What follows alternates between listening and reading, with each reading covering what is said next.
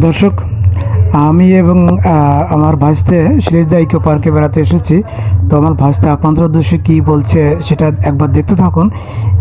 আমার ভাইস্তে আপনাদের দেখানোর চেষ্টা করছে যে সিরিজদা এই বাওয়ারের ঘেঁষে যে বাংলা বাড়িটি হয়েছে বা ইকো পার্ক হয়েছে সেটি সে ঘুরে ঘুরে আপনাদের দেখানোর চেষ্টা করছে এবং সে নিজেও খুব এনজয় করছে। তো সে খুবই এক্সাইটেড এবং সে ওই বাংলাতে যাবে, যে ওখানে একটু পরিবেশটা দেখবে এবং আপনাদেরকে দেখানোর চেষ্টা করবে। মানে সব কিছু এক কথায় সে খুবই এক্সাইটেড। মানে এত সুন্দর একটা প্লেস সে আগে কখনো এভাবে আসে নাই। এখানে সে খুবই এক্সাইটেড। মানে একেবারে পার্ক, তার ঘেঁষে আবার বাওর, আর এত সুন্দর একটা বাংলো বাড়ি।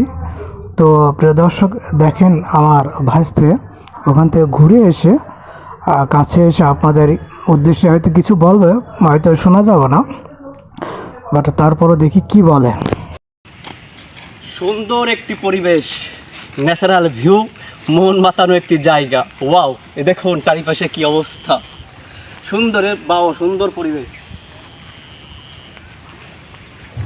দর্শক, আপনারা শুনতে পেলেন আমার ভাইস্তে আপনাদের উদ্দেশ্যে কি বললো। এখন সে ওই গোল ঘরে গিয়ে বসবে এবং এখানকার যে ন্যাচারাল পরিবেশটা সেটা সে এনজয় করবে।